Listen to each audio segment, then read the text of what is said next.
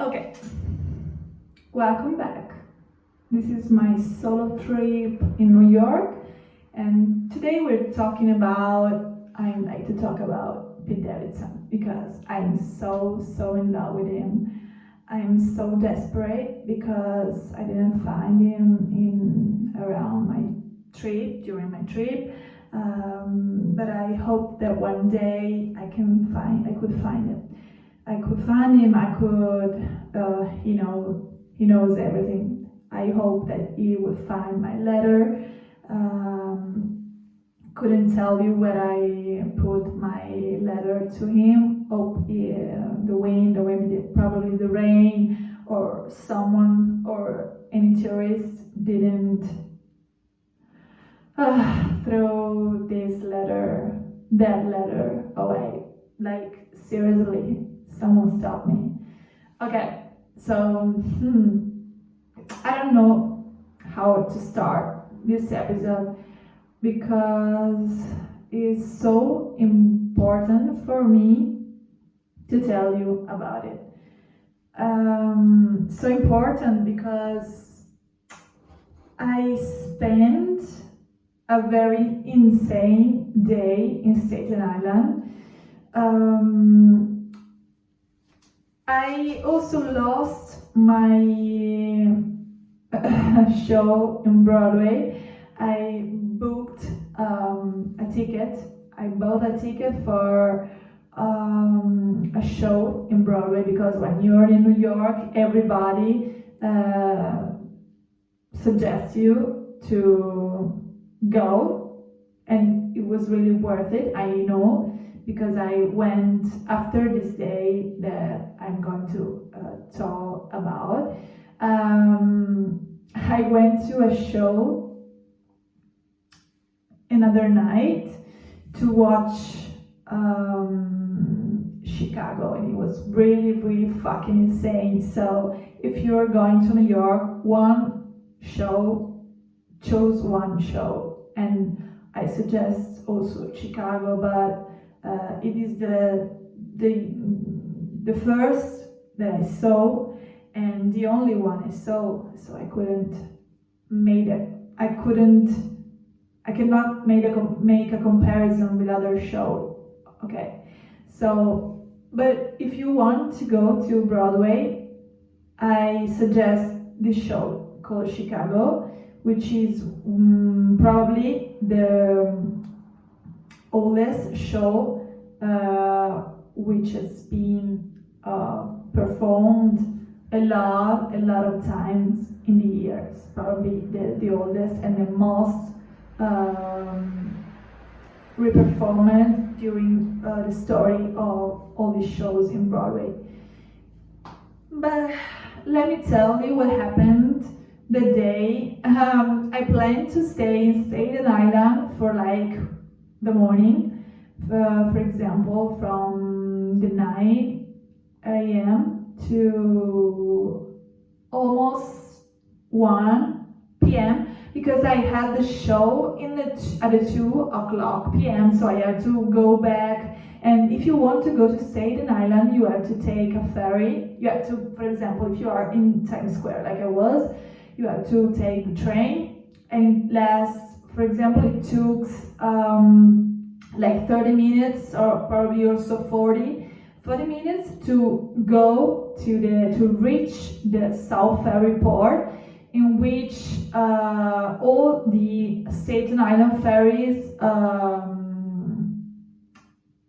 start their trip.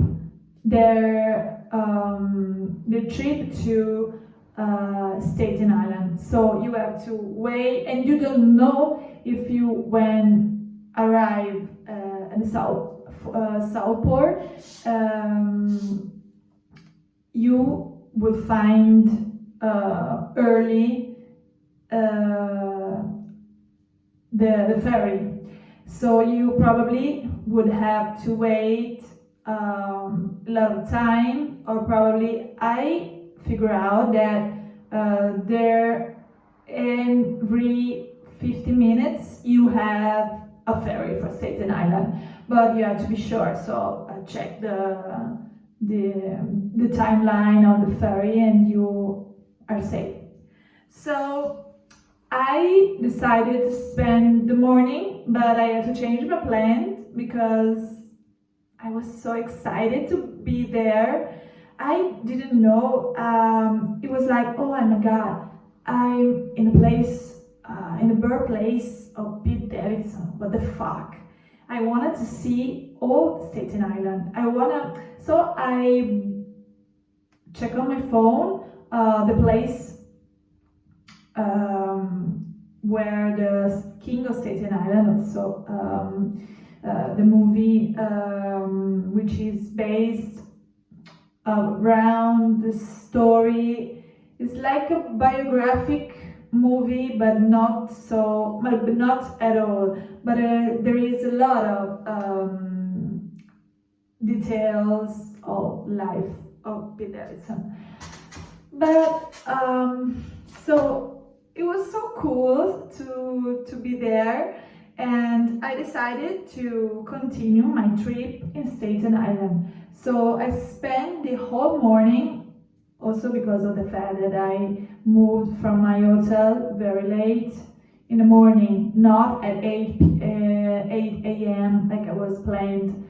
But I moved until probably, I didn't move until like 9:30 in the morning. So I spent 30 minutes to arrive to the port, the Southport ferry. Then I took the ferry. The ferry travels to like probably 20 minutes to go to Staten Island.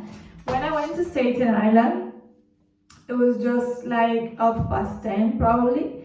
I decided I knew that there will be memorial for the 9/11 victim of Staten Island, which for the majority of the victims were also firemen. And I also, when I visited the memorial of the 9/11 in the south of Manhattan, where there was the World Trade Center, and let me tell you that it's really, really, really sad. It has been so sad. It has been so, oh my God, so touching, because when I was there in the museum, I also could recognize the father. Among the victims, I could recognize the father of Pete Davidson, the poor father of Pete Davidson, Scott Davidson, Scott Matthew probably Davidson. And I also listened to the story told by the wife and the mother of Pete Davidson. Was so touching, and I was so scared. And also when I went out of the Memorial Museum, I was looking. I probably was reading all the names of the victims, which are marked on this big like swimming pool, but empty. There was also just this kind of waterfalls that is inside of that like pool, and which are perfectly big, like the Twin Towers, like the Twin Towers were. And I found the name also of the father of Pete Davidson. So I also was informed by the fact that in Staten Island, when you just arrived and when you just walk through the promenade or also to the seaside beach, you can find memorial. It looks like two big wings of a seagull, in which in between them you can find, so far you can see you can stare at Manhattan. And in this memorial, there is sort of these wings as have a lot of names, have all the names with the kind of sculptures, like flat sculptures of every victim. And I found also Father Pete Davidson. It was so sad. Yeah, I would like to hug them, the mother, Pete, and also the sister, Casey. I know that Pete was really young. He was 8 years old, but it's an age where you can see, where you can feel what happens around you, especially loss of a father. I couldn't imagine how could this mean to him. But in that moment in which I was in front of the World Trade Center or probably the memorial in Staten Island, I would like to hug them and to send them a lot of love and hope and brave and light. So going on from the memorial, I decided to go to the first place. I took the bus and I decided to go to one of the places that were mentioned in a website about the places in which the King of Staten Island were set. And I discovered that the first one, which is in the north part of Staten Island, and was called Denino's Pizza and Tavern.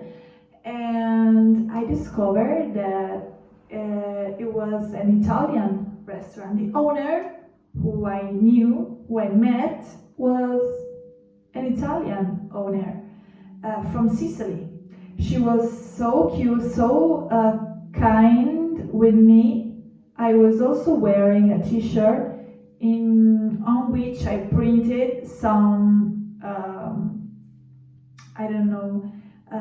some love messages for Pete Davidson. Like, for example, I bought one of the kind of t-shirt you can find in all the shops in Times Square, which are New York, Love New York gifts code. So I bought a basic t-shirt, white t-shirt, which was written on I love New York. So I decided to print on it with my new pens, which I bought in Target. So as you can see, you can find anything you want in Target or supermarket like that. And I print on them. On the front, I wrote I love, using the red heart of the I love New York. I also written I love Pete Davidson. Davidson was on the sleeves of the t-shirt.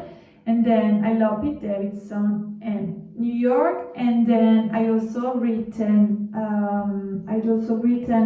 anybody has seen him in Staten Island, and I repeated another marks I love Pete Davidson. And in the back I printed Pete, love Pete the King, okay, something like that. And I decided to wear the t-shirt when I was walking around Staten Island during my trip in Staten Island, because I was thinking that probably someone seeing that t-shirt could understand how much I care about Pete Davidson, and probably someone who knew him in Staten Island could probably let me know what it was, but it didn't happen. But I'm so happy.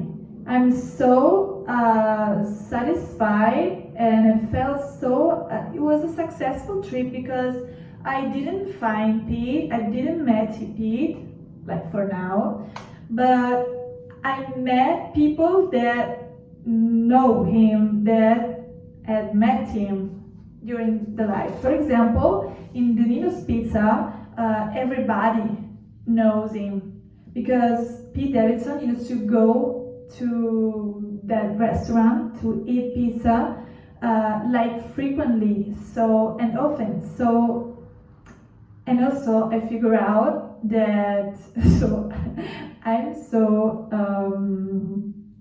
was a little embarrassed because now talking about this because now all the people who works at the Nino's Pizza, but also at the Angelina's restaurant, which is another restaurant I reached it in Staten Island. I went to in Staten Island. All the people, all the staffs now know how much I care about Pete Davidson and how much I love Pete Davidson. And in fact, I also ate a very delicious salad, chicken salad, at the Nino's Pizza. And also the bartender was the football teacher of Pete when he was young. So it was kind of strange situation and weird. It was so real. It was so weird. Also, I felt like a weird person going around Staten Island in the conditions, but and wearing that T-shirt. But it was worth it, and it was so kind. It was so gentle. He gave me a lot of tales about Pete Davidson, and which I'm not reporting here, and I'm not gonna telling you because it's like a secret I had to keep, and I promised to that person whose name was Joan. And then I moved away because it was like about 1 p.m. and the show will start at 2 p.m. But I was in Staten Island and motivated. I was motivated by that meeting at the Nino's Pizza. I was motivated to go to another places by probably new by Pete Davidson. So I decided to go to the restaurant in which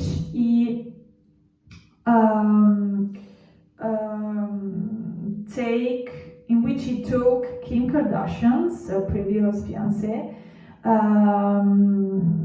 to eat, to have dinner, and so I decided to take another bus, and the travel took like 1 hour, and after 1 hour I arrived in the south of Staten Island. I decided to go to Tottenville, which was the country where in which Pete was born. So I remember that I arrived in Tottenville in the middle of fucking nowhere. So I looked around myself and there was literally nothing. Like a lot of gardens, house. I remember there was a little football camp, but nothing else.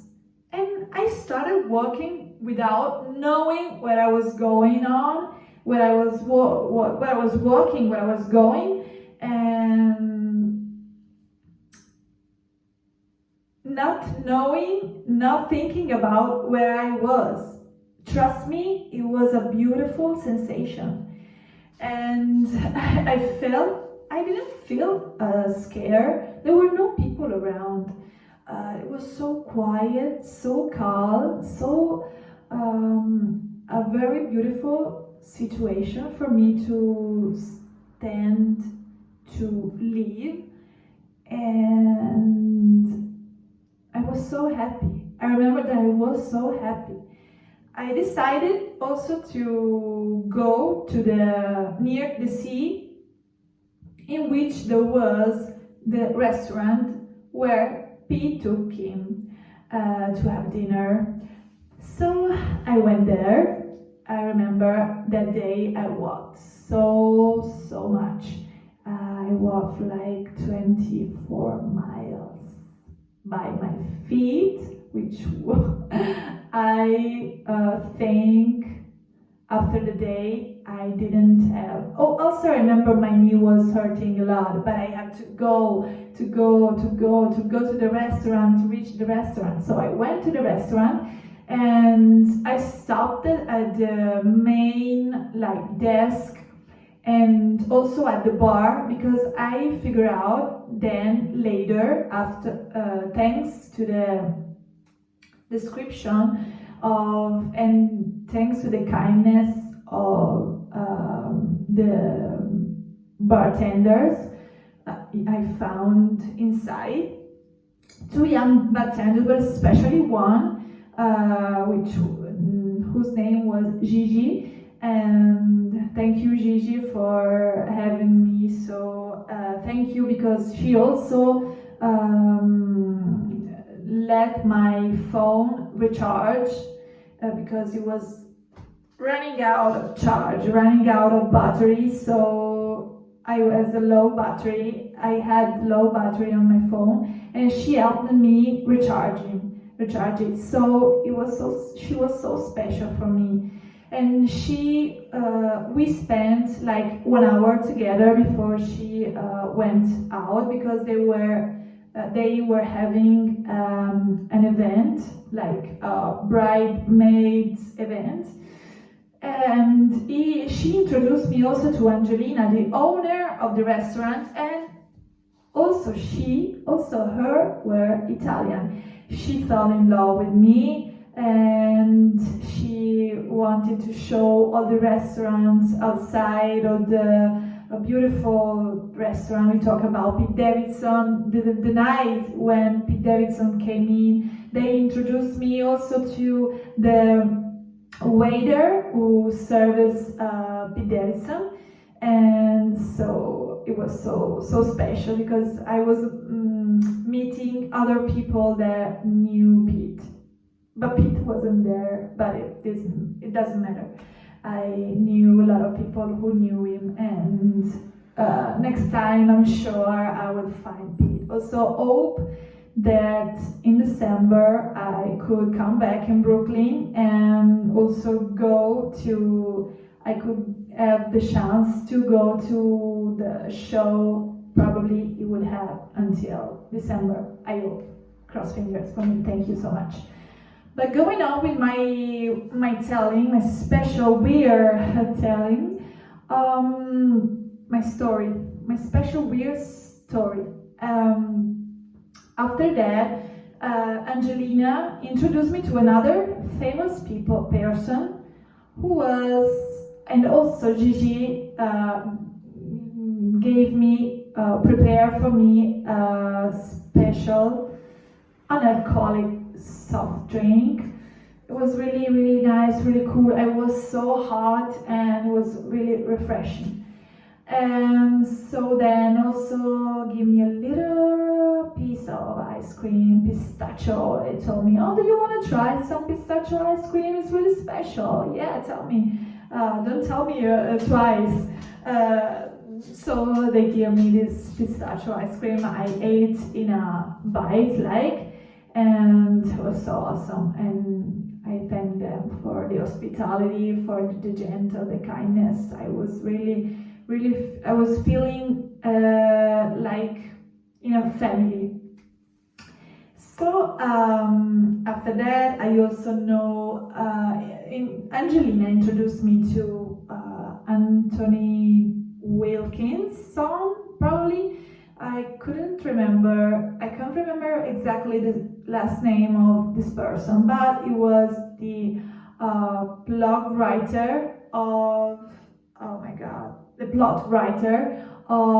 an Italian movie representation, but it was the American version. but it was also Italian, so I found a lot of people in Italian. We started speaking Italian, so it was so a familiar place and it was so special. I didn't want it to leave, but also for the fact that Angelina, because I was so in love with her and she was also in love with me, she didn't let me pay anything. And when I first arrived, Angelina and I asked for the menu, and I was looking at the menu. I was, oh my God, it's so expensive. I know why Pete Davidson could eat in this place, or like VIP people, very important people, came here to eat.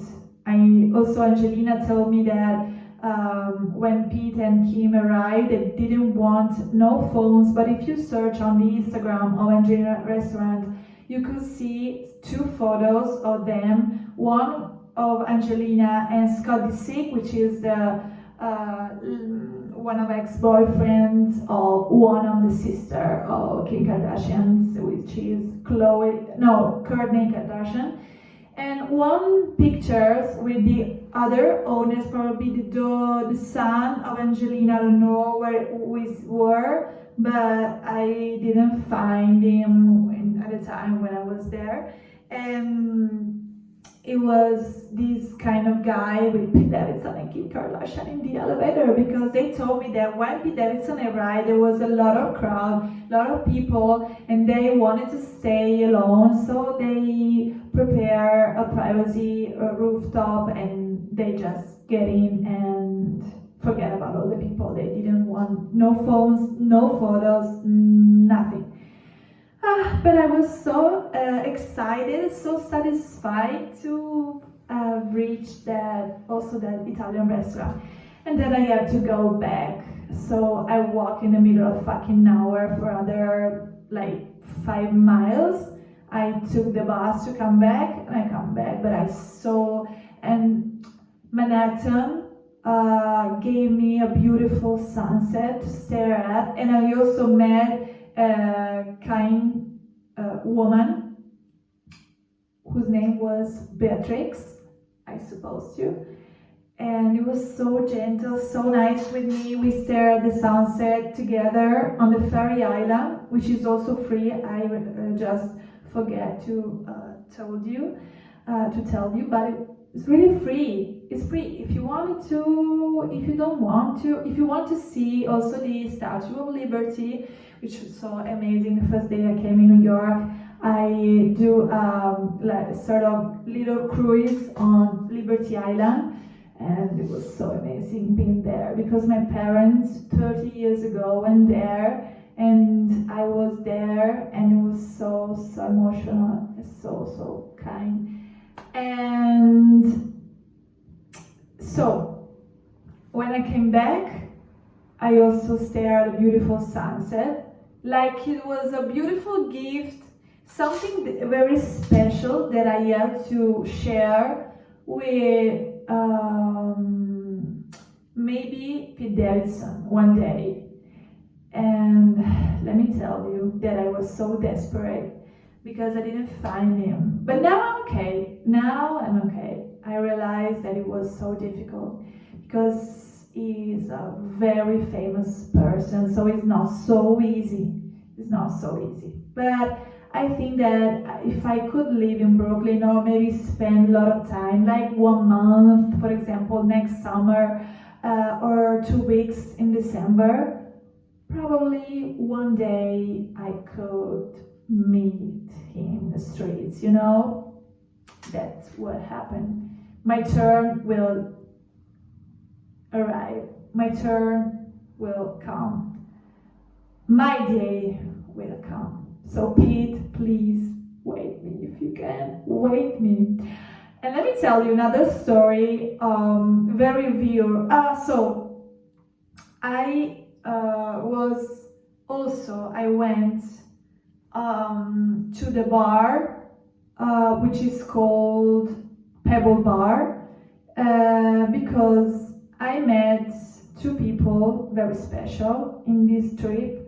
The first one was Devin, a very special girl who helped me when I was in Brooklyn, and she also loved Pete Davidson. And she introduced me to an Italian friend, which unfortunately came from Italy to Astoria. So we went one night, we spent together in Astoria in Queens to eat some slices. And I figured out that also this little girl, and so funny girl, and so independent girl. Let me tell you that the people, when they figured out that I was in New York by myself, they were so impressive. They were so, I don't know, so lovely, so friendly, so impressive.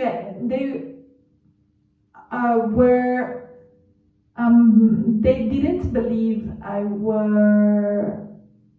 was traveling by myself, so they gave me a lot of compliments because I was so independent. They figured out that I was so independent. They called me a very independent woman, so I was so proud of myself and of the kind of compliments and situations and stuff like that made me really motivate, and I don't know what to say, but feel confident with myself and with the plan, with the travel, with the trip I was doing. So thank you to all the people that encouraged me to going on to my in my solo trip.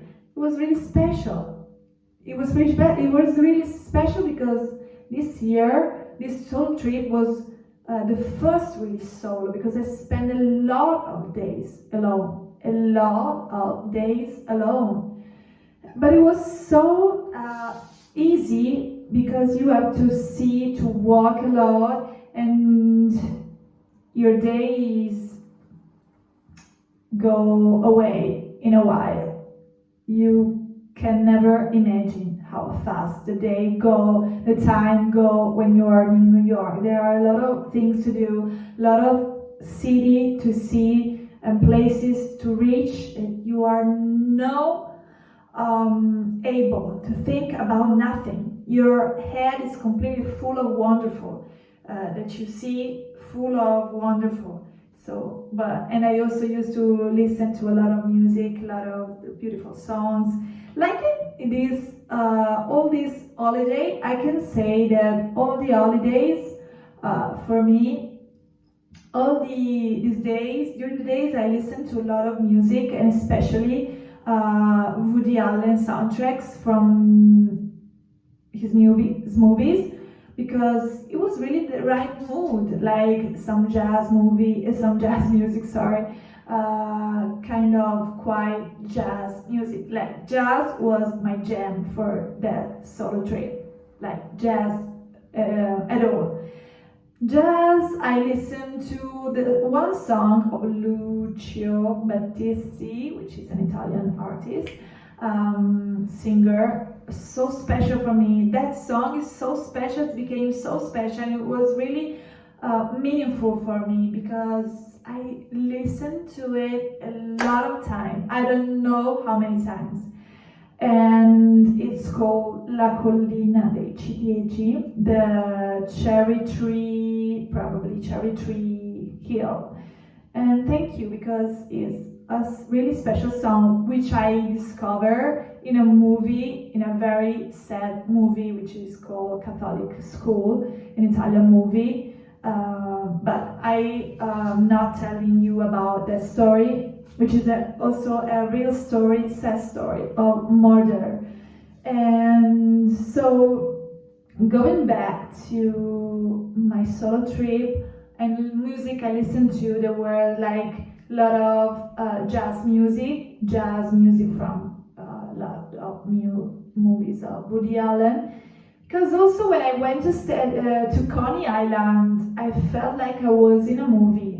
It was so magical, and also Woody Allen said one movie in Coney Island was so special, so precious, and I appreciated to be there. I was so weird, so strange. So I There I tasted my first hot dog. Oh my god, let me tell you that yesterday I tried to eat my first figs and it was so amazing. My uncle had a lot of figs in our field, and oh my god, I can talk about also the strawberry fields, but maybe in another episode. I'm so exhausted, and because I've been talking for 2 hours almost, and I had to stop. But I have to tell you this very funny experience I had. Was when I probably went to, oh my god, I was telling you about the two girls. Yes, I was talking about the two girls I met, Noemi and Devin, and I figured out that also Noemi loved also probably Devin, but also a special way Noemi, who had a Pete Davidson candle, so it made me realize that she really loves him. And she suggests me to go to the pub Pete Davidson invested in. Also, Pete Davidson bought one of the Staten Island ferry, and I wasn't sure to leave the letter where I left, because I was into the idea of leave the letter at the Staten Island ferry station, but when I arrived there, I discovered that, and I figured out that I couldn't leave my letter in a safe place to anyone. And the same feeling I felt when I was at the Pebble Bar. I went to the Pebble Bar, which is exactly near the Tonight Show, where I went, and I have to tell about that weird situation, weird experience. So funny and so cool. And so I tried to go upstairs in that pub, and I was ready, carrying my letter for Pete.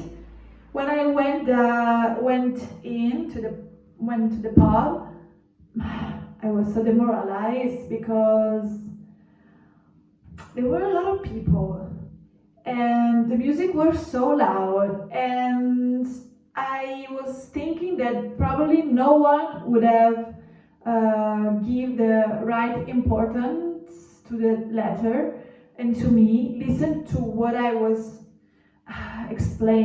I'm gonna explain. So I gave up, I surrendered, and I went back to my hotel. And I decided that the next day I will return. I had to go back to Staten Island and leave the letter where I left, and I wouldn't tell you where now my letter is. If it's probably still there, I don't know. I will never know, and I hope that Pete one day will find it. Maybe just me and the seagull, the little seagull who was there, probably know where I left them. So I'm hoping that Pete will find that letter.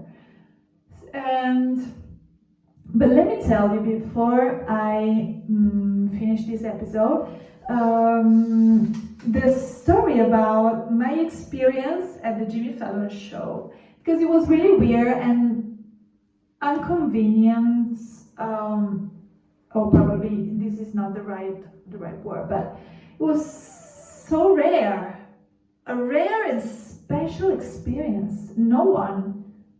It's not for anybody, because you have to be very lucky. And I tell you how the day went. I was spending a special day. So all started the day before I went to the show. because the day before, I went to visit the Empire State Building. No, sorry, the Rockefeller Center, which is a main place where there are a lot of buildings very important for the NBC studio. There are the NBC studios where you also set Saturday night shows like the Tonight Show, the Jimmy Fallon Tonight Show, the Today Show, and the NBC show like SNL, which was, oh my God, the house of Pete Davidson until like 2 months ago. But this is not the period in which SNL is taping. So I went to the Rockefeller Center, and when I went out, because in the Rockefeller Center you can see from the rooftop, from the top of the rock, which is the observatory point, I think that, or the top of the rock and the Empire State Building. I went upstairs also to the Empire State Building, and I thought that probably the hikes were the same, but when I went down from the top of the rock, I saw the door of the Tonight Show Jimmy Fallon closed, and I was so excited because I saw the door of the show, and I was thinking, but really, is there the show? And so probably one member of the staff went down, and I had to ask her, excuse me, this is the right door to go to the show of Jimmy Fallon? Yes, but it's closed, they're taping, blah blah blah blah blah. And she told me, but if you want to know about it even more, you can ask to the customers you can find in the shop upstairs, and they will show you exactly how to get the ticket for the show. Oh my God. Because when I was reading on the website about the show, it said and it's written that you can't find any ticket because it's so difficult, because there are so selected tickets. You have to buy really very early. And so I was so happy and I was so hopeful. So I went upstairs in the NBC store, and I found this gentle person, this gentle girl who showed me all the details, who explained me all the details to get to the show. And so because it's not so easy. Also for the people who are not living near the Rockefeller Center, you have to wake up early in the morning and stand in line for like 4 hours. You have to also waste a lot of hours in the day waiting to know if you are allowed to get in the show. And I tell you all the steps. So I decided to try because I was thinking it was worth it. So in the morning, very late, I remember that I talked to my host in Brooklyn. It was so kind that he gave me the break to do that. And he told me, yes, you are here in New York, you have to do it. So yeah. And in the morning, very early in the morning, I wake up, I prepare all the things, all the stuffs I needed to the night before. So I went in bed very early, and I woke up very early.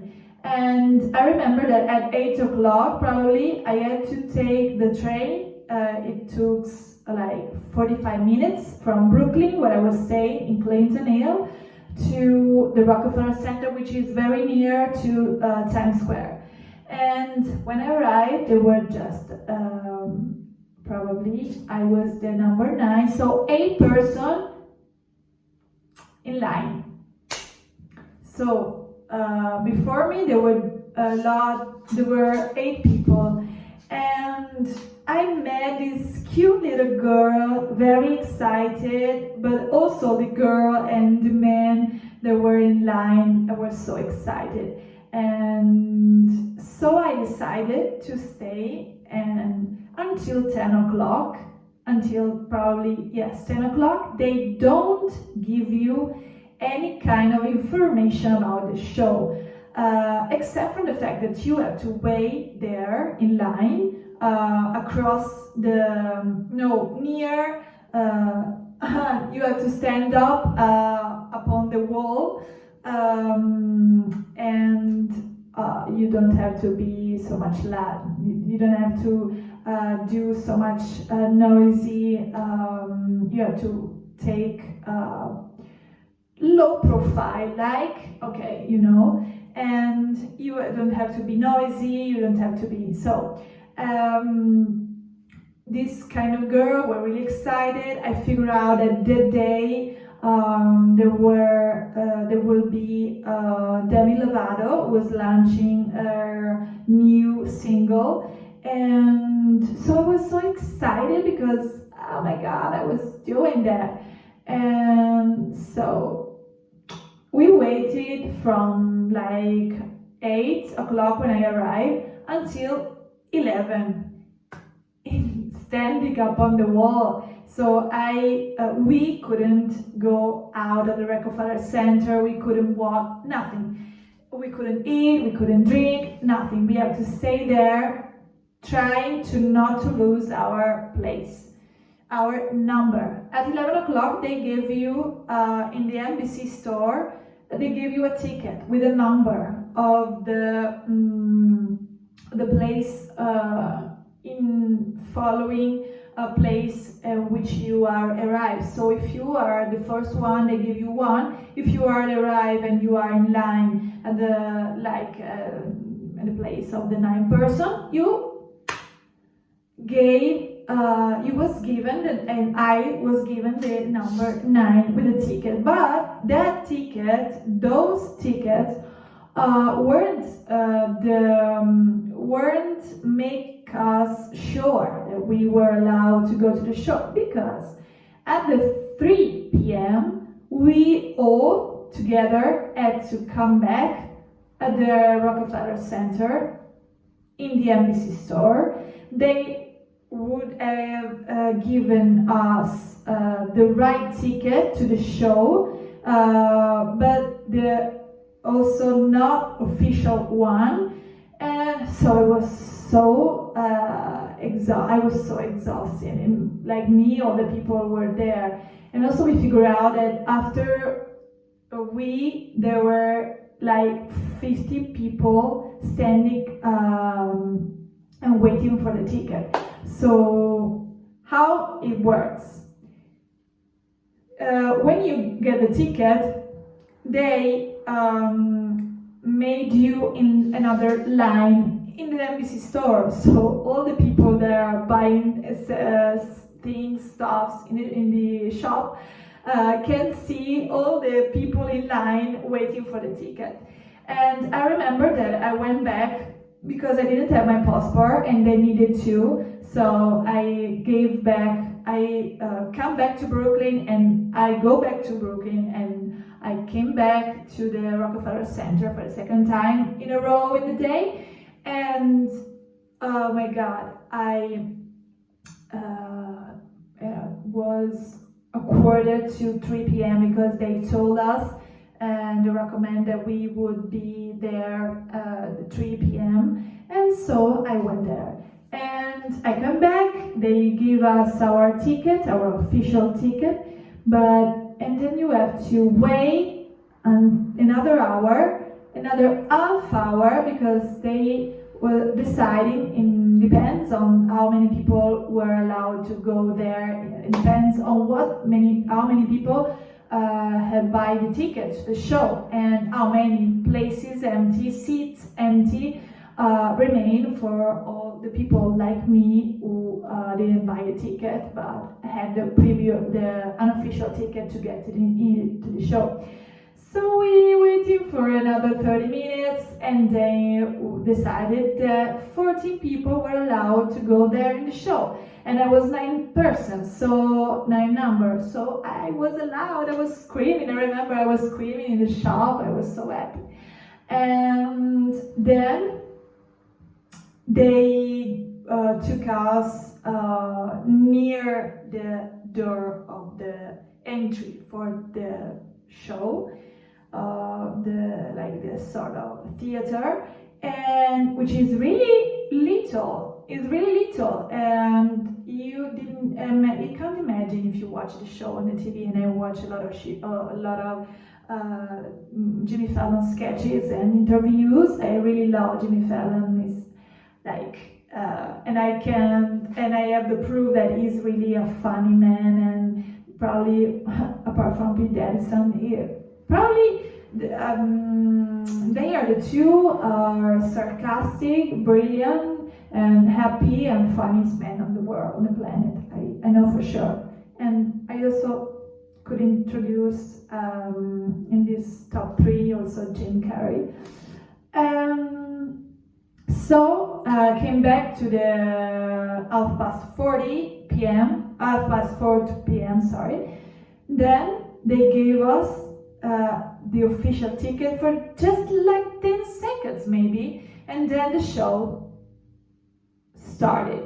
And before the show started, 5 minutes, like 10 minutes before, they decided that among these 14 people, just like 12 people would be allowed to go in the show. Probably just for 10 people, because I remember there was just another guy behind me was allowed to come in the show, to get in the show.